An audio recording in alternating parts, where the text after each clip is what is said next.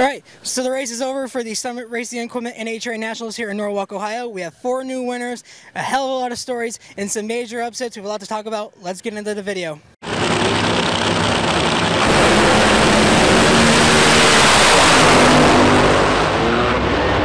So once again, another NHRA national event is in the book, this time here from the Summit Racing Equipment Motorsports Park here in Norwalk, Ohio. Like I said in the intro, an incredible event overall. Absolutely chaotic, as you can see Matt Harford behind me, one of the winners who won this weekend.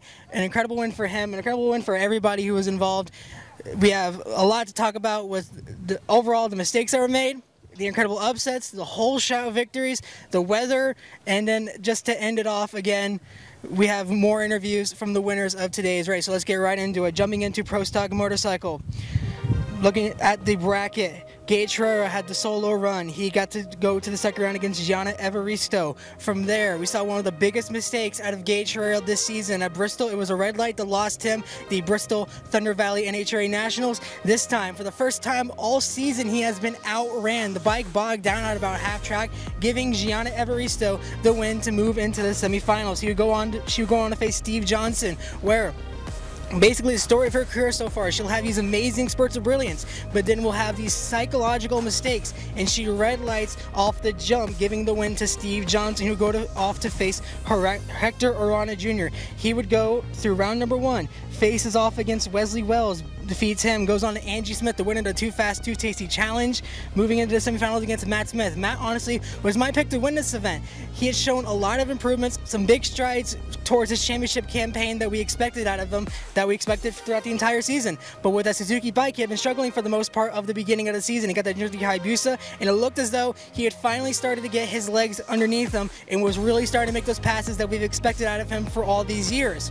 Had an incredible run all the way to the semifinals, having to go through Chris Bostick and Mark Ingerson, but in the semifinals would lose to Hector Arana Jr., leading to an incredible semifinal matchup of a feel-good story all around of Steve Johnson versus Hector Arana Jr., giving the win to Hector Arana Jr. A 6.821 to a 6.943 sees Hector score his first win of the new season as he heads into the Western Swing. Jumping straight into Pro Stock, Matt Harford, an incredible win for him. It had been not much of a question of if he was going to win, but a question of when. Had such an incredible start to the season. He was able to go rounds. He was getting those #1 qualifiers. He had made semifinal after semifinal, even made finals. But the thing that always had plagued him were poor reaction times. He would always lose mostly to the time to the guy known as 00 Dallas Glenn.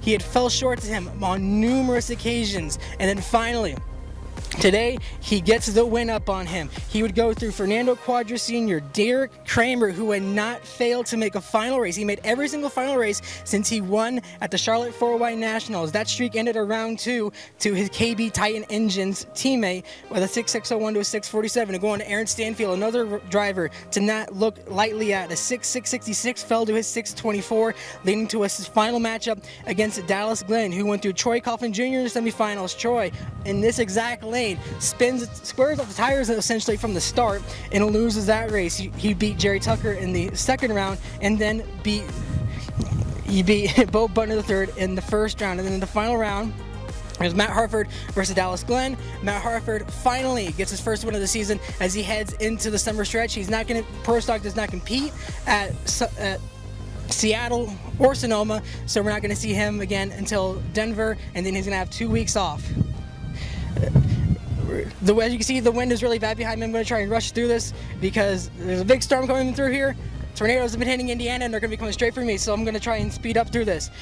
Bob Taskett III, I'm going to say this right now. He was my pick to win this event. I feel very confident about my pick for him to win this event. He had shown major strides through the entire of this weekend. It looked like that team had finally connected the dots and got everything they needed to.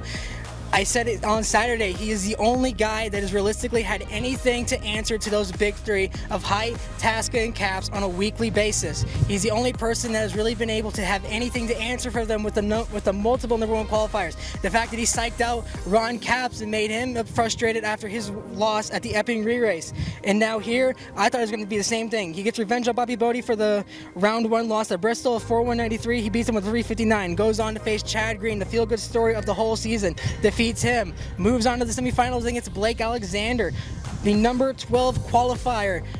Blake, who got through the semifinals by beating Tim Wilkerson, who fouled out, and then Alexis DeJoria, who also fouled out. So he made it to the semifinals because of 2 fouled outs.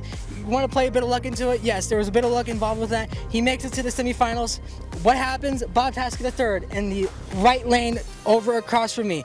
As soon as he hits that gas, wheels go straight up in the air, smokes the tires. Blake Alexander makes it to the finals to go off against none other than Matt Hagan, Hulk Hagan, who has been the strongest he has been all year. We have been waiting to see the resurgence that we saw back from when he won Vegas. We had not seen it in a while. He got it here today. Looking at it, he beat Dale Creasy Jr. in the first round, Robert Hyde in the second round, and then J.R. Todd, who had a feel-good story, making it to the semis. He fell short there. Matt Hagan makes another final, and then possibly the most feel-good story of the entire weekend, Blake Alexander, another national event win. I believe his first since the 2022 Gator Nationals. I believe that's true. I'm not exactly sure. I actually think it was 2018 he said in the media center. It had been 5 years since he won a national event. So an incredible feel-good story for him. We got super emotional top end. I will try to put that in there if I can, but I got to get it as fast as I can, so I don't know if those videos are going to be up in time, but you can probably go find it on Twitter or YouTube. Watch that video. That is the emotion that we need in the series. We don't need the fights. We had plenty of them in alcohol pits, apparently. We had 3 fights break out this weekend. I don't even know the full stories behind all 3 of them. All I know is Dangerous on the starting line has spilled out there, but incredible emotion from an incredibly emotional person to finally get back on the top step of the funny car category, and then jumping into Top Fuel. Leah Pruitt, that team, it has been ponderant since the beginning of the season. That team was new at the beginning of last year. They were getting their footing. They were learning how to run with each other. They were trying to figure out how to put it together. They showed that they could get the wins done when they won at Bandimere, but they never won again. Coming into this season, they looked so much stronger. They were making those rounds and making those clean passes, fast runs, getting up into the top half of the field and making consistent runs and going rounds. Today, it all came together. You got a new front clip on that car, the new front half. They were so happy they got that on there. And just an absolute incredible run by them. Round number 1 against Kyle Wirtz. So Kyle jumps it by a day and a half, and Leah almost went with them. But because of the fact that Kyle jumped, Leah moves on to the second round to face Mike Salinas, who she said that entire team has been trying to beat all year. That was a big win for them to finally get to beat the Scrappers team and move on to the semifinals against Austin Prague. A 3-7-71 beats Austin Prague's 4-1-94 to move on to the final round, who faced off against Justin Ashley, the 7th ring qualifier. My pick to win this event. He looked determined.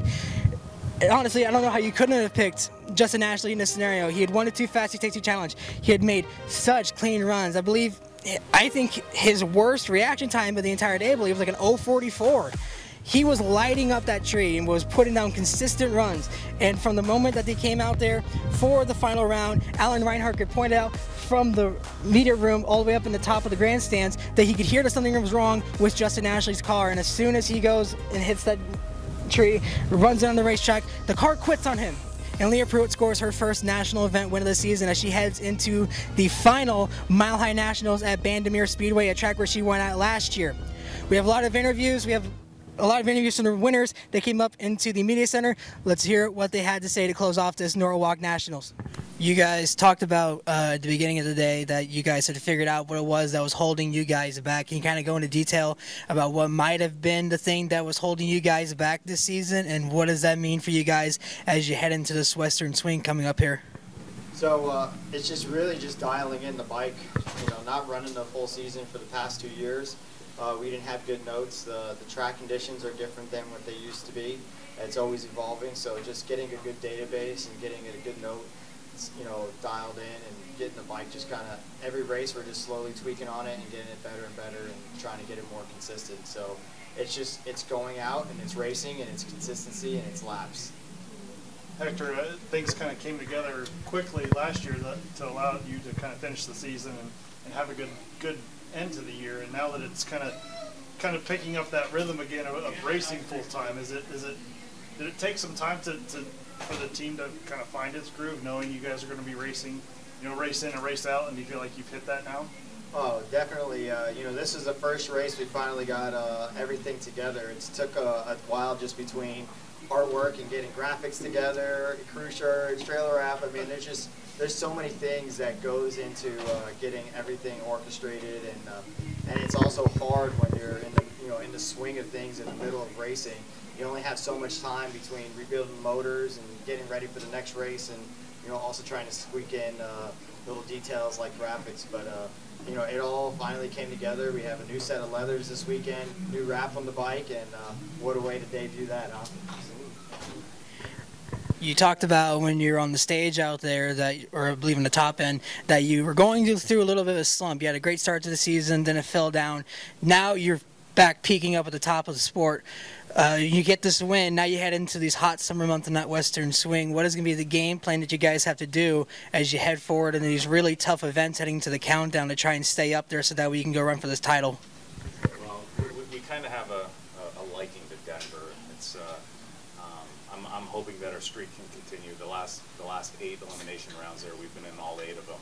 So 1 runner-up, 1 win, and I'm really hoping that all the parts that we put away last year, saying don't touch those till we get to Denver next year, I'm hoping that all that's still there, because Denver is such a fun place to go. So to us, going up on the mountain we're looking forward to it, because it's always a challenge, and we love it up there.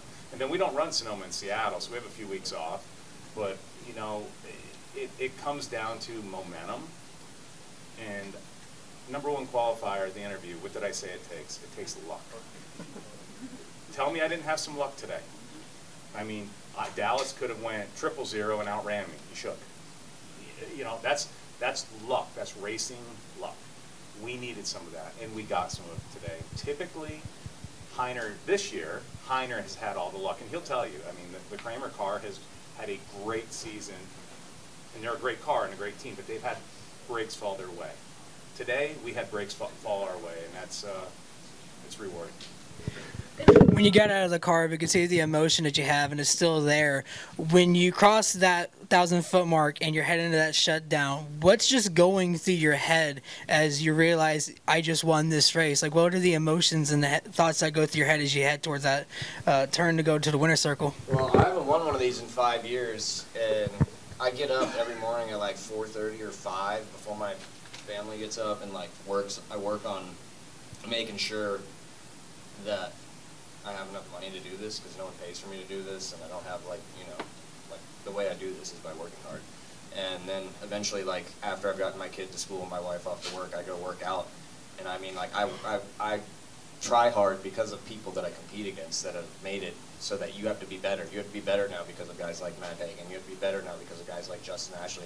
And if you don't want to get better, then you're going to get beat out here. So I tried to get better. I needed to get better once I started racing funny car, and Jim, obviously, we've come along today, and it's one day today, and we're trying to kind of keep it going into the future. When you were leaving here yesterday, you made the comment that getting these #1 qualifiers was a part of it that sucked because there was a guy behind you that had won, and you said it felt like a kick in the balls. How vindicating is it to get that long-awaited win that you've been waiting for, and now to go to a track where you got your last win previous to that final round? There couldn't be any stronger momentum, but yes, that is huge. And Justin is the most polite person I think that I know, and he is so not polite inside that race car, and he is he is the competition this year.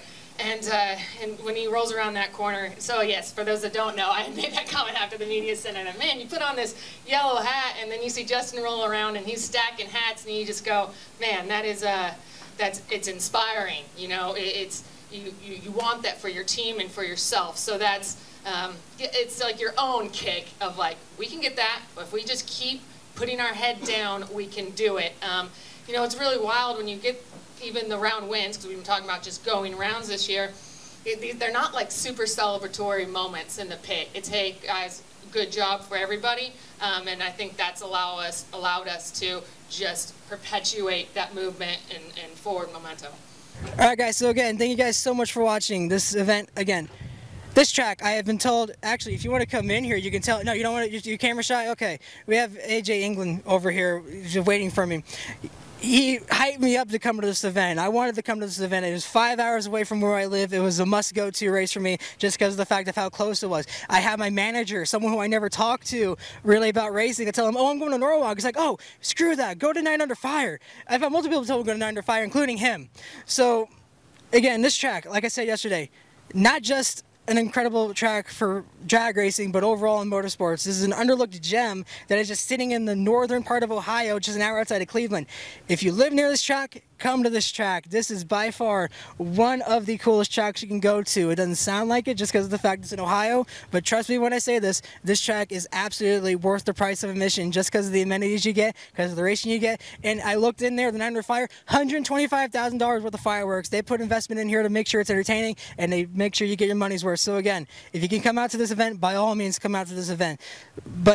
So this is my last event until the U.S. Nationals in Indianapolis. I might have some things planned on in the meantime to cover at track events. I don't know. Stay tuned for that. You can always follow me along on social media, Twitter, Instagram, Facebook, TikTok, at MightyMac03. Subscribe to the channel, like the video, comment, and share it so that way you can spread the word of drag racing. Because again, I genuinely believe, besides sports cars, they're standing right next to each other. This is the motorsports that has owned racing this season with the competition and the amount of different winners that we've seen. We have the Western Swing coming up. Have a lot to talk about coming into next year races. But until then, this is Mighty Mac, and I'll see you next time. Thank you guys so much for watching.